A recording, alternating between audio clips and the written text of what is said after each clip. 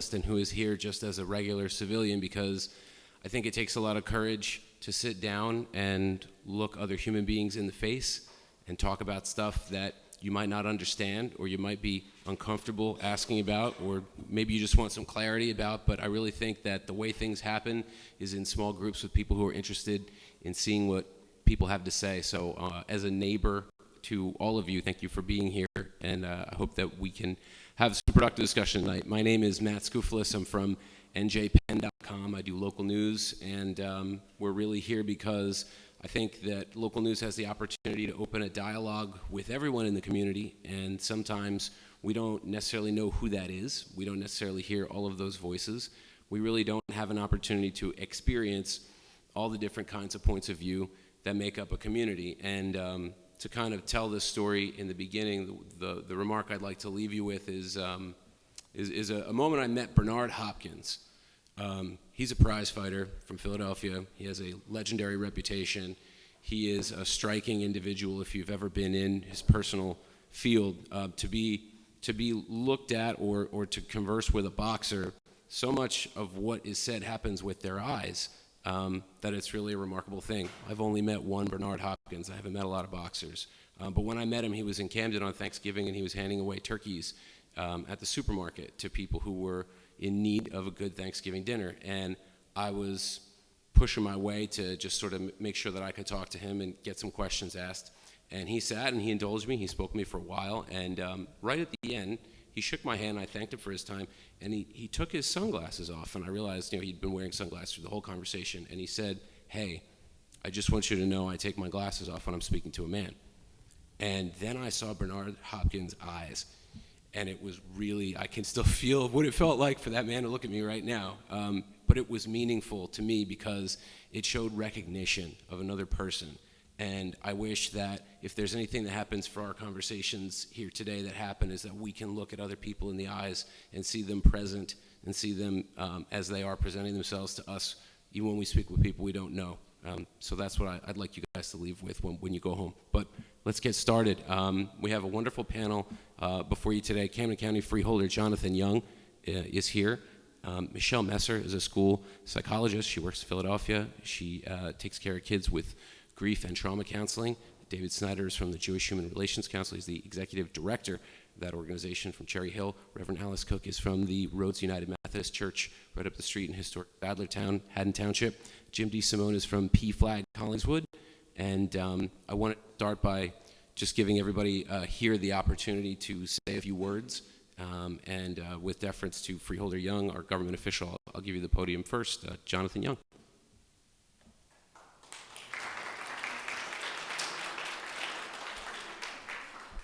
Thanks. First, I'd like to thank Matt for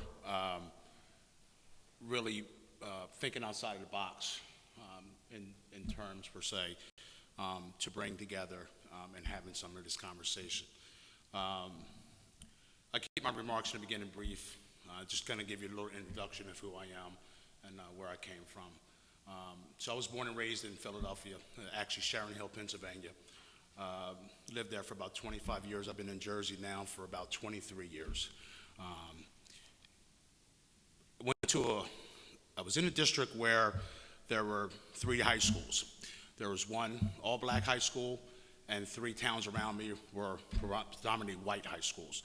In 1982 or 83, they had this bright idea to come up with the times and merge everybody together. So that was kind of my first interaction with really dealing with serious race issues. Even though I spent a lot of time in the city, I grew up in the suburbs. Little bit more of an advantage than most of my friends had. I was able to grow up with 2 parents. And I look at most of my friends, and they only had 1 parent. And you kind of see the difference between what happens in a household with 2 parents with a strong Christian background and a effort to being your child. A single parent who's got to work all the time, and the kids are kind of doing their own thing and kind of helping out with the family as well. So fast forward a little bit, I come in, I move over to Jersey, moving into Lindenwold in the early 90s. And right before I did that, I met a woman at work. I used to work at UPS. I met a woman at work, and my wife we're in an interracial relationship. I've been married for 21 years, have two beautiful kids, two boys.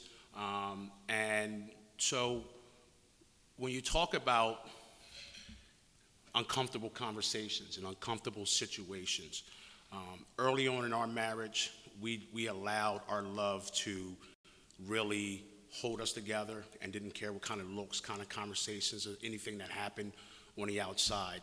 And I think that helped my children come up through the system.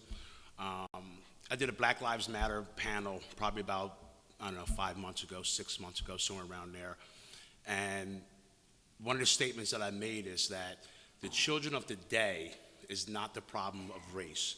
Because if you look around now, there's more interracial relationships, there's more interracial mixtures of children playing together, not really knowing color, not really knowing anything. Racism is not it's not in you, it's taught to you. So once we figure it out as adults of how to have conversations with our children, and really make them, just like Matt said, look into a man's eye and see a man as a man, no matter what color they are, this world will start to advance and will start to be in a better place. Something my dad taught me a long time ago was to, once you get it here, no man or anybody can ever take it away from you. So my job was, and back up just a little bit into my story, I'm also a union carpenter by trade. I'm a business agent, which means that I am on a daily basis putting gentlemen out to work, ladies and gentlemen out to work, dealing with contractors, dealing with developers, the whole 9 yards. There's only one of me in the state of New Jersey. I also sit on the executive board for the Carpenters Union. There's only one of me, right? So my whole goal was, when I got into the trades, was that I kept that mentality. Once I get it here, nobody can ever take it away from me. I wanted to get rid of the stigma that, here comes the black guy on the job. Call me by my name. Let me know who I am. I'm gonna let you know who I am. So when I walk through the gate now, it's, hey, John, how you doing? You know what I mean? So they know who I am. They know what I'm about.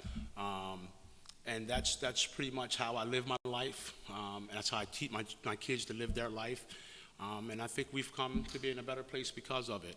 And I think if we can, as a people, just really get together and understand and have these conversations, because it is uncomfortable. It's uncomfortable for somebody to say that, hey, I really don't like what you do. I don't really like, okay, that's fine. You can like what I do, but me as a person, right? That's all that matters. That's all that matters to me, right? So, all I got in this world is my name and my word, right? And I don't break it for nobody. So, we keep that in mind as the conversations go on. I love having these conversations. I love the fact that, you look around the room and the room is so diverse as of now. And that's what it's all about. It's all about turning the TV off and not listening to what people are saying and the propaganda that's going on. It's having true conversations about an issue that is so real in this world today. And I was just talking to Sean about this. It's amazing how we all realize that everything works in cycles, right? Fashion works in cycles. Everything comes back. I never imagined growing up that racism would rear his ugly head so much the way it is today. It's amazing that here we are, right, in 2016, and we are still talking about how unfair this world is to different races. So as we move forward, as we start to really have